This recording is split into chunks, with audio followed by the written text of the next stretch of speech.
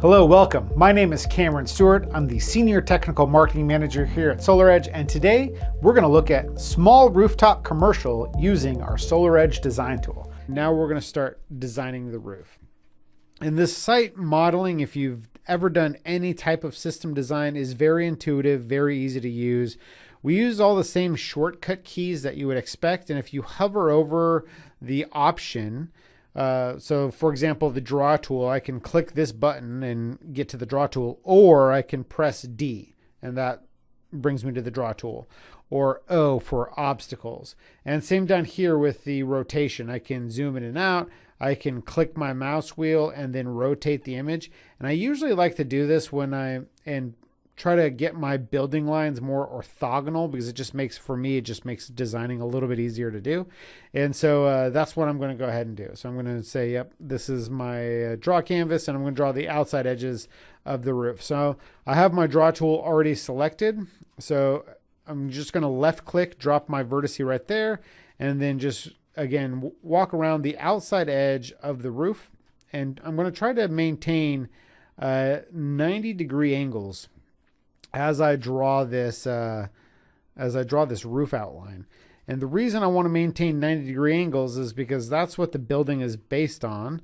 And of course, most buildings have 90-degree angles for their walls.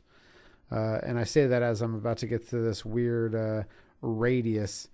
So the radius, you can either just draw a straight line. What I'm going to do is I'm just going to draw a bunch of little lines to conform to this kind of radius. Okay. And then I'm going to drop over here 90 degrees. And my right mouse button will help me pan as I'm trying to... There we go. Okay, so that's the outside edge of the roof. And you can tell that we closed the polygon because the interior of the roof got a darker color. So we have defined a roof outline. And if you wanted to define parapet shading, so if you wanted to account for the shading down here, we can also draw an inside edge, because we know that these parapets have some shape to them. So I usually start by just drawing this kind of like 45-degree angle, and I'll go ahead and delete that when we get there, just so I can get a better estimation of where this line should be for a parapet. So I drew that angle. There we go, dropping down. And again, I'm going to try to maintain these 90 degrees.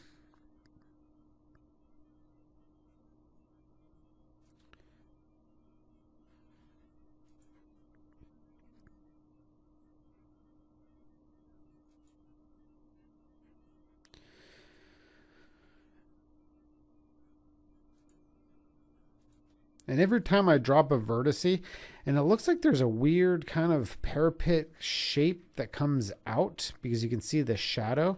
So I'm gonna account for that as I draw up. I'm gonna include that this little thing.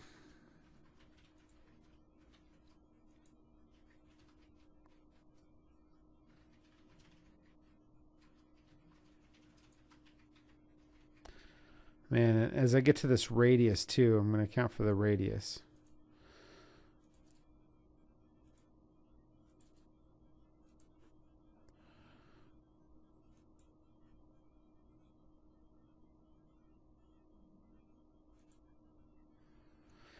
And I can't tell if it might be happening here too. So I'm going to go ahead and drop that in as well.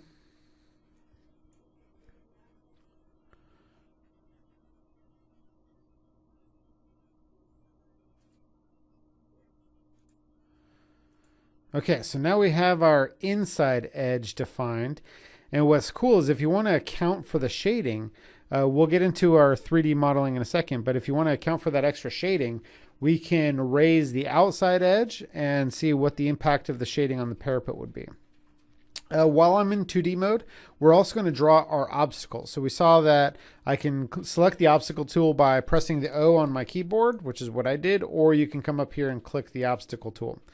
So I'm going to define this skylight right here, and we can see that there's a weird kind of cluster of 4 of them.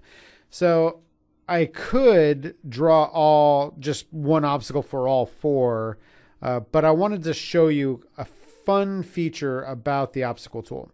So I'm going to move my obstacle just a little bit, and we have a detect similar objects tool. So we're going to detect similar objects, and I'm going to select the obstacle, and using an algorithm, the tool is going to try to find similar objects. So if you have a roof filled with air conditioners, we would be able to detect those air conditioners. But instead, I'm just going to draw it as one big obstacle now that you can see how that looks like. And again, feel free to check out our bits videos where we kind of deep dive into each little icon, what it does, how best to use it, how to optimize your use of Designer. So that's one obstacle. I see there's a kind of a vent stack here. That's another one. We see this big mechanical screen protecting all of the air handlers and equipment. Here's another vent. That's just a drainage vent, a roof vent.